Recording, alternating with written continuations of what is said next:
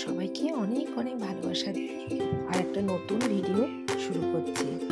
তো আমি সবসময় বলেছি যে ছেলেমেয়েরা বাইরে যেটা ভালোবাসে খেতে, বাইরের কোনো জিনিস দেখলে তো আমি সাধারণত ঘরে বানিয়ে দেওয়ার চেষ্টা করি। এই ভিডিওটা কিন্তু আমার বহু আগের ভিডিও, মানে বহু আগে ফার্স্ট যখন এই যে স্প্রিং পটেটো স্ন্যাক্সগুলো যখন বেরিয়েছিল ফ্রাইগুলো, তখন আমি বানিয়ে দিয়েছিলাম।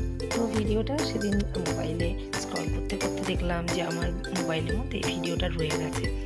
তো সেই সময় ওদেরকে বানিয়ে দিয়েছিলাম বাড়িতেই, যে না বাবা বাইরে খেতে হবে না, আমি নিজেই বানিয়ে দেবো, তুমি সেইভাবে খাবে তোমরা। তো আমি বানিয়েছিলাম। তো এইভাবে ফার্স্টে একটা লম্বা টাইপের আলু ভালো করে ধুয়ে নিয়ে ছুলে নিয়েছি, নিয়ে তারপর একটা শাসলিক কাঠি, এগুলো ঘরেই থাকে বিভিন্ন খাবার দাবার বানানোর জন্য, না হলে বাইরে কিন্তু পাওয়া যায়, খুব ইজি ওয়েতে পেয়েও যাবে। আর এই কাঠিটা প্রথমে ফুটিয়ে নিয়েছি, তারপর নেওয়ার পরে সবাই দেখলে আমি বটি দিয়েই কিন্তু কেটে নিয়েছি। বটিতে আমি যে কোনো সবজি কাটতে অতটা সাবলীল না, ওই জন্য একটু অসুবিধা হচ্ছিল।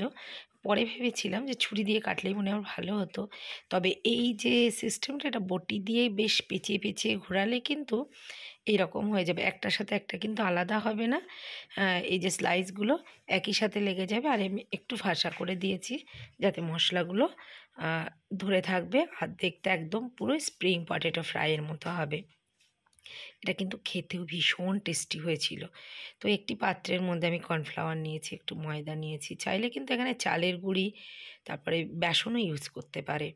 লঙ্কা গুঁড়ো দিয়েছি, ধনে জিরে গুঁড়ো দিয়েছি, তার মধ্যে দিয়ে দিলাম হলুদ, তারপরে লবণ, একটু আদা রসুনের পেস্ট আর জল দিয়ে একটা পাতলা ব্যাটার করে নেব।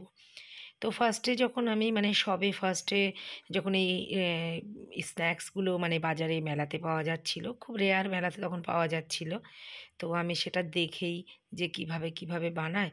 তো তারপরে পরে আবার দেখলাম যে এর মধ্যে কিন্তু ব্রেড গামসগুলো দিলেও কিন্তু ভীষণ ভালো একটা ক্রাঞ্চি ভাব চলে আসবে, তবে এভাবে বানালেও কিন্তু খেতে ভালো লাগবে। আর এটা বানিয়েছিলাম, এটা কিন্তু ভীষণ ভীষণ ভালো খেতে হয়েছিল, একদম মুচমুচে হয়েছিল কর্নফ্লাওয়ার দেওয়ার জন্য। চালের গুঁড়ি দিলেও হবে এর মধ্যে। আমার রেসিপিগুলো কেমন লাগছে সবার অবশ্যই কমেন্ট করে জানিও। যদি ভালো লেগে থাকে তাহলে সাবস্ক্রাইব করার অনুরোধ রইল। আর যদি ইউটিউব থেকে দেখে থাকে আর পাশে থাকা বেল আইকনটি প্রেস করে রাখলে, তাহলে আমি চ্যানেলে যখনই নতুন কোনো ভিডিও দেব সবার আগে তোমাদের কাছে পৌঁছে যাবে। আর যদি ফেসবুক থেকে দেখে থাকো তাহলে পেজটি লাইক, শেয়ার এবং কমেন্ট করার অনুরোধ রইল। সবাই পাশে থাকবে ফলো করে। আর কেমন হচ্ছে সেগুলো অবশ্যই আমাকে কমেন্ট করে জানিও। তো সবাই সুস্থ থেকো, ভালো থেকো। আবারও নতুন নতুন ভিডিও নিয়ে সবার সামনে হাজির হয়ে যাব। আর এই স্ন্যাক্সটা কিন্তু সন্ধ্যের সময় বাচ্চাদের বানিয়ে দিলে বাচ্চা থেকে বড় সবারই কিন্তু ভীষণ পছন্দ হবে। আর এটা কিন্তু কাসুন্দি দিয়ে খেতেও যেমন ভালো লাগে, তেমনি আমি চিলি সস দিয়েছিলাম, টমেটো সস দিয়েও ভালো লাগে, আর দিলে মেয়োনিজ দিলেও কিন্তু ভালো লাগে। তো আজ তাহলে এই পর্যন্ত। সবাই ভালো থাকবেন, সুস্থ থাকবেন। ধন্যবাদ।